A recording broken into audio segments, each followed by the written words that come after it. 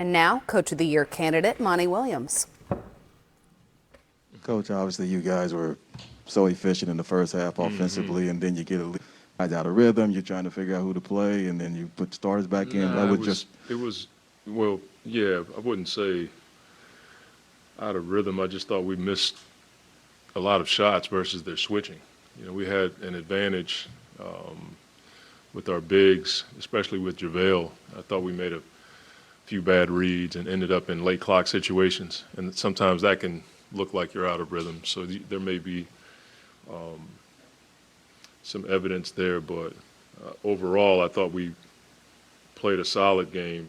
When they went small, that was when we didn't take advantage of that lineup like we had been. And then we gave up some easy threes tonight and transition threes that we typically don't give up just because we were miscommunicating. And that was in that same segment where we weren't scoring like we did in the first half.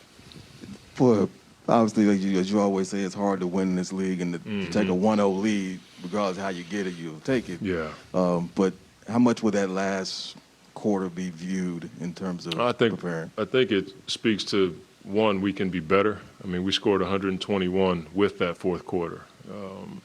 So I know our guys are feeling that, and that's what we said. But we can't have those kinds of quarters against a team like that and give up a 35. So, you know, if you're going to have a 25, you only want to give up a 25 or 26, you know, and that was the goal for me going into the fourth was let's win the fourth, and we didn't. A lot of it was missed shots, but we didn't handle the switches like we have been when teams have done that to us. Monty, how'd you like the offensive execution once you forced Dallas into rotations? I mean, we were getting shots. I like the fact that we were not settling for the threes tonight. A lot of our guys were attacking the paint. We were getting floaters, rim shots, and then we were playing in paint to great. And that was the focus. You know, once we had a good shot, you know, we can take it, but let's try to get a great shot. I thought we were pretty good, especially in the first half. 45 for Doncic, but you guys made him play physical and play downhill. How would you assess the way you guys defended I mean, him? anytime a guy has 45, you know, you look at that number and you're like, you don't like it, but I look at their assist numbers. They only had 16. So, you know, Kleber hit some threes, but for the most part, you know, nobody else got going the way that they're capable. But we can do a much better job of just keeping him out of our paint without fouling. I thought the fouling hurt us in segments tonight. Going off of that, did you feel like this was the type of game, especially in the third quarter, where, you know, the style that they play and your defense with them kind of contributed to the wear-down effect a little bit?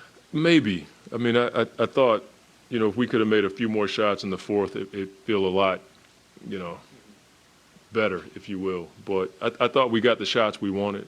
You know, they were giving us different coverages on Chris and Book. Sometimes it was a blitz. Sometimes it was a switch to a hit off of the switch. We got the shots on the backside. And then, like I said, there were times where we had a shot on the backside and we attacked the paint. And that can wear teams down, especially if you flatten them out by getting to the paint. How'd you like the bench production campaign, bouncing back, Cam Johnson?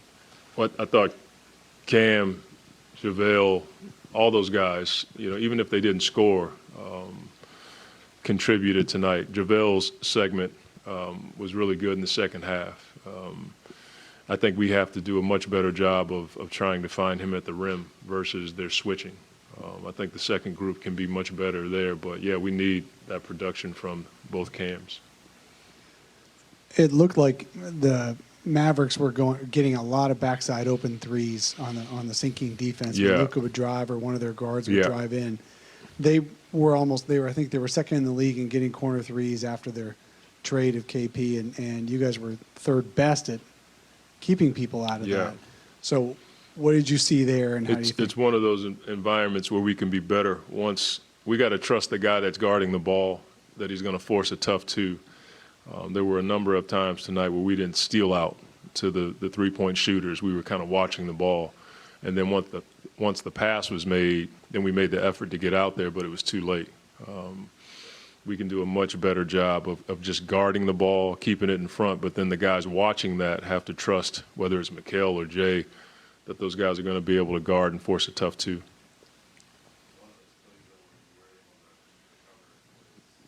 Yeah, just effort. Yeah, it was a huge play for us. He just covered a lot of ground. I wish that was a part of the scheme. That was just Mikal making a great play. Monty, Chris played, I think, under 30 minutes Yeah. tonight. I mean, part of that, I'm sure, was the big lead. He took the long rest going into the second quarter. Do you feel like after that first round, maybe you need to dial it back a little bit with him minutes-wise? I don't – it's not a part of the plan, but tonight I sat him a bit longer.